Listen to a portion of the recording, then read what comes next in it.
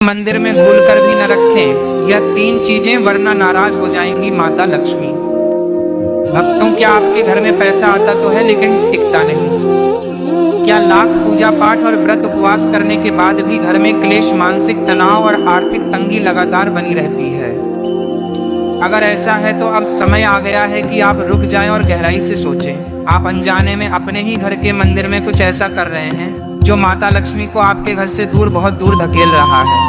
हम सभी अपने घर के सबसे पवित्र स्थान यानी पूजा घर को बहुत श्रद्धा और प्रेम से सजाते हैं। हम महंगी मूर्तियां लाते हैं, अच्छे से अच्छा प्रसाद चढ़ाते हैं, लेकिन हमारे प्राचीन शास्त्र और तंत्र विज्ञान कहते हैं कि मंदिर में रखी गई हर एक चीज का सीधा और अचूक असर हमारे भाग्य, हमारी सेहत और हमारे धन पर पड़ता है। आज मैं आपको उन 3 भयंकर गलतियों के बारे में विस्तार से बताने जा रहा हूँ, जो अगर आपके पूजा घर में हो रही हैं तो साक्षात कुबेर का खजाना भी अगर आपको मिल जाए तो वो भी देखते ही देखते खाली हो जाएगा। और इनमें से जो तीसरी चीज है जिसके बारे में मैं आगे बात करूंगा, वो तो इतनी घातक और विनाशकारी है कि उसे घर में रखने से पीढ़ियों तक दरिद्रता और दुर्भाग्य का वास हो जाता है। वो तीसरी चीज क्या है और ये आपके परिवार को कैसे अंदर ही अंदर खोखला कर रही है, ये जानने के बाद आप अभी इसी वक्त उठेंगे और उसे अपने मंदिर से बाहर निकाल फेंकेंगे। लेकिन इस रहस्य को समझने से पहले हमें ये समझना होगा कि आखिर हमारा पूजा घर काम कैसे करता है और यह अदृश्य ऊर्जा को कैसे खींचता है। वास्तुशास्त्र, तंत्र शास्त्र और शिव पुराण के अनुसार घर का मंदिर केवल एक स्थान नहीं है, बल्कि वो आपके घर का हृदय है, ब्रह्मांडीय ऊर्जा का एक जागृत केंद्र है। जब आप वहां बैठकर ध्यान लगाते हैं, घंटी बजाते हैं या मंत्रों का जाप करते हैं तो एक विशेष प्रकार की ध्वनि तरंगे और कंपन उत्पन्न होता है। यह तरंगे मंदिर में रखी मूर्तियों, चित्रों और वस्तुओं से टकराकर कई गुना शक्तिशाली होकर पूरे घर के कोने कोने में फैलती हैं। अगर आपके मंदिर में रखी चीजें शुद्ध और सकारात्मक हैं तो घर में सुख, शांति, उत्तम स्वास्थ्य और धन की निरंतर वर्षा होती है। लेकिन अगर वहां अनजाने में भी नकारात्मक चीजें रखी हैं तो वही मंत्रों की तरंगे जहर बन जाती हैं और लौटकर हमारी ही जिंदगी को बर्बाद कर देती हैं। कई बार हम निराश होकर सोचते हैं कि हम तो भगवान की इतनी निष्काम भक्ति करते हैं, किसी का बुरा नहीं सोचते, फिर हमारे साथ ही इतना बुरा क्यों हो रहा है? इसका जवाब आसमान में नहीं बल्कि आपके मंदिर के उस छोटे से कोने में ही छुपा है। चलिए रहस्य से पर्दा उठाते हैं और जानते हैं उस पहली चीज के बारे में जिसे आपको आज और अभी अपने मंदिर से हटाना होगा। हम सभी अपने इष्ट देव को प्रसन्न करने के लिए ताजे फूल और मालाएं अर्पित करते हैं। यह भक्ति और समर्पण का एक बहुत ही सुंदर, कोमल और पवित्र तरीका है। लेकिन सबसे बड़ी और सबसे आम गलती तब होती है जब हम उन चढ़ाए गए फूलों को वही मंदिर में सूखने, मुरझाने और सड़ने के लिए छोड़ देते हैं। जी हाँ, सूखे और निर्मल फूल। यह वो पहली चीज है जो आपके घर की पूरी सकारात्मक ऊर्जा को एक ब्लैक होल की तरह सोख रही है। अक्सर लोग मन ही मन सोचते हैं कि ये तो भगवान को चढ़ाए गए पवित्र फूल हैं, इन्हें हम कूड़े में कैसे फेंक सकते हैं, और इसी डर या आलस के कारण वो उन फूलों को हफ्तों तक भगवान की मूर्ति के पास पड़े रहने देते हैं। लेकिन क्या आप विज्ञान और अध्यात्म के इस गहरे रहस्य को जानते हैं कि जब कोई फूल अपनी जीवन शक्ति खो देता है तो वो सीधा नकारात्मक ऊर्जा यानी राहु और केतु का शक्तिशाली प्रतीक बन जाता है। सूखे हुए फूल साक्षात मृत्यु, क्षय और ठहराव को दर्शाते हैं। जरा सोचिए, जब आप उन निर्जीव और सूखे फूलों के सामने बैठकर जीवन में वृद्धि और धन प्राप्ति की प्रार्थना करते हैं तो आपकी वो प्रार्थना कभी फलित कैसे हो सकती है? उन सूखे फूलों की सघन नकारात्मक ऊर्जा आपके मंत्रों की शक्ति को बीच में ही नष्ट कर देती है। हमारे प्राचीन पुराणों में बहुत ही स्पष्ट शब्दों में लिखा है कि भगवान को चढ़ाया गया फूल अगले दिन ही निर्मल्य हो जाता है। उसे अगले दिन सुबह की पूजा से पहले ही पूरे सम्मान के साथ उठा लेना चाहिए और किसी नदी में प्रवाहित कर देना चाहिए या फिर किसी बड़े पेड़ की जड़ में मिट्टी के नीचे दबा देना चाहिए। अगर आपके मंदिर में अभी भी कल के या परसों के सूखे फूल, मुरझाई हुई पत्तियां या सूखी हुई तुलसी की माला पड़ी है तो उन्हें तुरंत वहां से हटा दीजिए। या आपके घर में आ रहे धन और अवसरों के रास्तों को एक मजबूत दीवार बनकर रोक रहे हैं। लेकिन ये तो बस एक साधारण सी गलती थी जिसे सुधारना बहुत आसान है। जो दूसरी चीज मैं आपको बताने जा रहा हूँ वो तो सीधे तौर पर आपके घर में भयंकर कलह, मानसिक अशांति और असाध्य बीमारियों को खुला निमंत्रण देती है। और तीसरी चीज जिसके बारे में मैंने बिल्कुल शुरुआत में चेतावनी दी थी वो तो इतनी रहस्यमय और खतरनाक है कि बड़े बड़े सिद्ध पंडित और ज्ञानी भी उसके बारे में बात करने से खौफ खाते हैं। उस तीसरी चीज के खौफनाक सच तक पहुंचने से पहले दूसरी वस्तु को गहराई से समझना बहुत जरूरी है, क्योंकि ये एक ऐसी भूल है जो आज के समय में लगभग हर दूसरे घर में की जा रही है और लोग इसके अंजाम से पूरी तरह बेखबर हैं। दूसरी चीज है, घर के छोटे से मंदिर में एक ही देवी या देवता की बहुत सारी आमने सामने रखी हुई मूर्तियां या फिर भगवान के रौद्र और उग्र रूप वाली तस्वीरें। हम कई बार किसी तीर्थ स्थान या बाजार जाते हैं और वहां हमें कोई बहुत ही सुंदर सी मूर्ति दिख जाती है, तो हम अपनी भावनाओं में बहकर उसे खरीद लाते हैं। या कई बार शुभ अवसरों पर कोई रिश्तेदार हमें तोहफे में भगवान की मूर्ति या चित्र दे देता है। इस तरह धीरे धीरे समय के साथ हमारे छोटे से पूजा घर में एक ही भगवान की कई मूर्तियां इकट्ठी हो जाती हैं और मंदिर में एक भीड़ सी बन जाती है। वास्तु और तंत्र शास्त्र स्पष्ट रूप से कहते हैं कि जब एक ही देवता की दो या उससे अधिक मूर्तियां एक दूसरे के बिल्कुल आमने सामने रखी जाती हैं, तो उनके बीच ऊर्जा का एक बहुत ही तीव्र चक्रव्यूह बन जाता है जो आपस में ही टकराने लगता है। इस ब्रह्मांडीय टकराव से जो ऊर्जा पैदा होती है वो घर के सदस्यों के दिमाग पर सीधा असर डालती है। उनके बीच भयंकर मतभेद पैदा होने लगते हैं। जो पति पत्नी कल तक एक दूसरे पर जान छिड़कते थे, उनके बीच बिना किसी बात के गंभीर झगड़े होने लगते हैं। सगा भाई अपने ही भाई का जानी दुश्मन बन जाता है। घर का माहौल हर समय तनावपूर्ण रहने लगता है। क्या आपके घर में भी अचानक से बिना किसी ठोस कारण के कलह होने लगी है? क्या परिवार के सदस्य एक दूसरे को देखते ही चिढ़ने लगे हैं?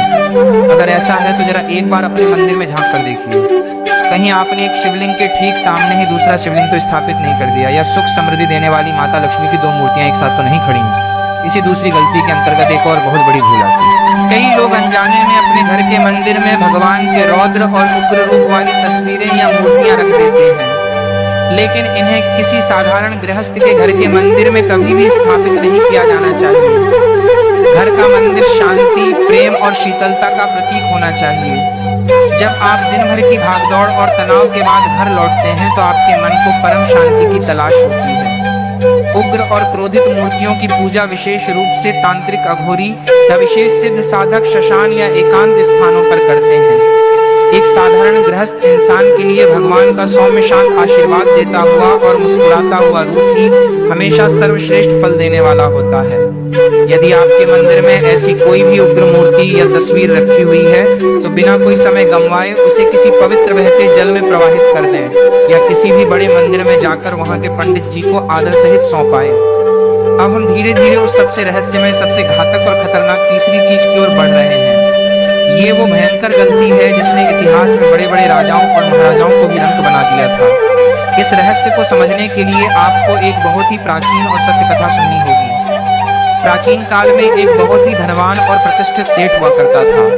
उसके पास साक्षात कुबेर जैसा अपार धन था। उसने अपने महल जैसे घर में एक अत्यंत ही भव्य और विशाल मंदिर बनवाया था। दुनिया भर से मंगवाई गई सोने और चांदी की कीमती मूर्तियों से उस मंदिर को सजाया गया था। लेकिन कुछ समय बाद अचानक से उस सेठ का व्यापार पूरी तरह से गिरने लगा। समंदर में व्यापार के लिए गए उसके जहाजों में लदा हुआ सारा माल रहस्यमयी तरीके से तूफानों में डूबने लगा। उसके घर में एक के बाद एक असाध्य बीमारियां आ गईं। उसका पूरा परिवार दुखों से घिर गया। सेठ ने परेशान होकर देश भर के कई विद्वानों को बुलाया, तांत्रिकों से अनुष्ठान करवाए, लेकिन कोई भी कुछ नहीं बता पाया। सब यही कहते कि तुम्हारे घर का वास्तु तो एकदम सही है, दिशाएं भी ठीक है। फिर एक दिन अचानक से एक सिद्ध और पहुंचे हुए संत उसके दरवाजे पर भिक्षा मांगने आए। जब वो संत उसके घर के उस भव्य मंदिर के पास से गुजरे तो वो अचानक ठिठक कर रुक गए। उनके चेहरे पर चिंता की लकीरें उभर आईं।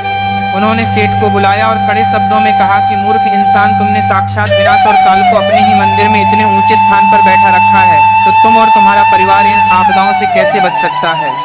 सेठ हैरान रह गया और संत के पैरों में गिर पड़ा।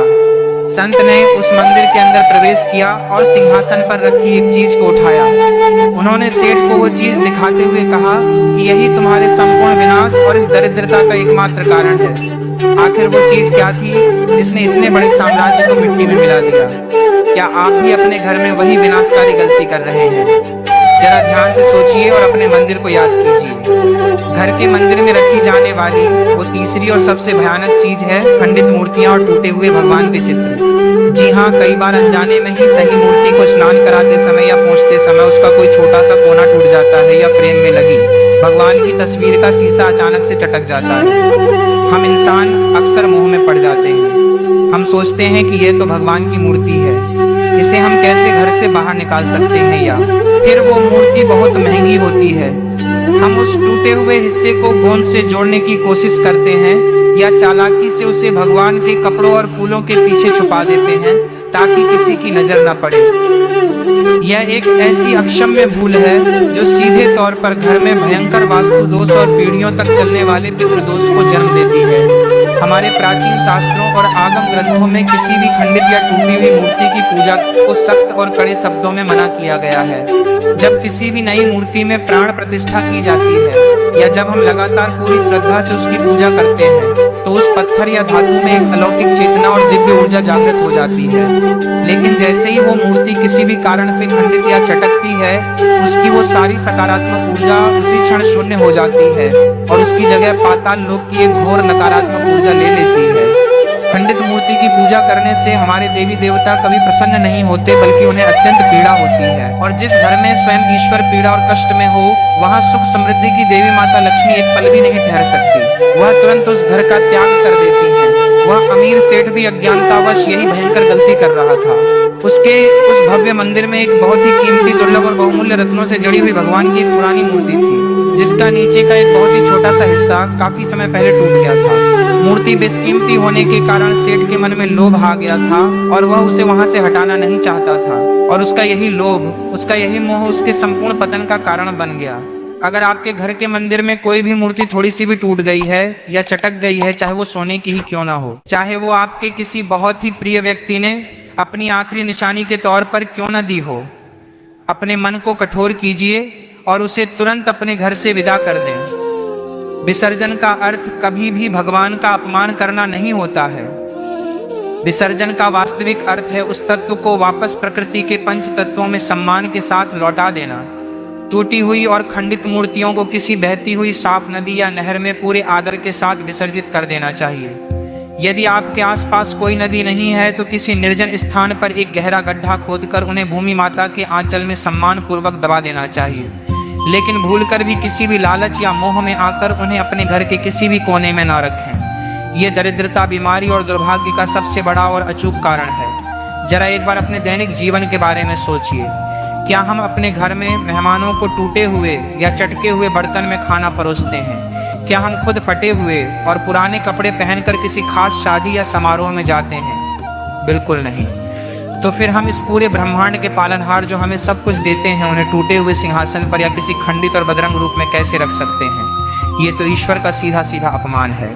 इन तीन सबसे बड़ी गलतियों के अलावा एक और बहुत ही महत्वपूर्ण और रहस्यमयी बात है जिसे लोग अक्सर नज़रअंदाज कर देते हैं या अज्ञानता में करते हैं। कई बार लोग भावुक होकर अपने घर के मंदिर में ही अपने मृत पूर्वजों और पितरों की तस्वीरें भी भगवान की मूर्तियों के ठीक साथ रख देते हैं। ये वास्तु और अध्यात्म की दुनिया का एक बहुत बड़ा और गंभीर दोष है। हमारे पूर्वज और हमारे पिता हमारे लिए अत्यंत सम्मानीय हैं। वो हमारे लिए पूजनीय भी हैं। हम उनका श्राद्ध करते हैं, लेकिन वह ईश्वर नहीं है। भगवान का स्थान इस पूरे ब्रह्मांड में सर्वोच्च और सबसे अलग है। पितरों की तस्वीरें हमेशा घर की दक्षिण दिशा की दीवार पर लगानी चाहिए, लेकिन भगवान के पवित्र मंदिर में उनके बराबर में या उनके सिंहासन पर कभी भी नहीं। ऐसा करने से घर में भयंकर देव दोष लगता है और घर की तरक्की पूरी तरह से हमेशा के लिए रुक जाती है। इन सभी बातों के साथ साथ अपने पूजा घर की साफ सफाई और पवित्रता का विशेष और कड़ा ध्यान रखें।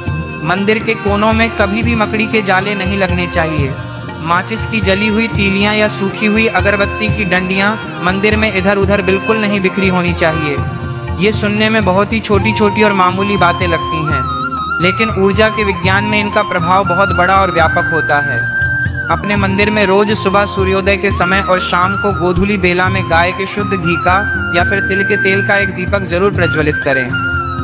उस दीपक की पवित्र लौ में वो अद्भुत ताकत होती है जो आपके घर की सारी नकारात्मक और बुरी ऊर्जा को भस्म करके रख देती है। जब आप एक पूरी तरह से साफ सुथरे, सुगंधित और सकारात्मक ऊर्जा से भरे हुए मंदिर में बैठकर अपने पूरे मन और सच्ची श्रद्धा से माता लक्ष्मी का आवाहन करेंगे, तो वो निश्चित रूप से आपके घर की ओर आकर्षित होंगी और हमेशा हमेशा के लिए आपके घर में अपना स्थायी निवास बना लेंगी। तो बिना एक भी पल की देरी किए आज ही बल्कि अभी इसी वक्त अपने घर के मंदिर का बहुत ही बारीकी से निरीक्षण करें। एक एक चीज को ध्यान से देखें।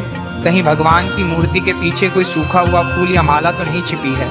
कहीं अनजाने में कोई मूर्ति नीचे से खंडित या दरार वाली तो नहीं हो गई है? कहीं आपने मंदिर की दीवारों पर भगवान की किसी उग्र या क्रोधित रूप वाली तस्वीर तो नहीं टांग रखी है? अगर इनमें से कुछ भी आपके मंदिर में है तो उसे बिना किसी डर के पूरे सम्मान और श्रद्धा के साथ आज ही वहां से हटा दें।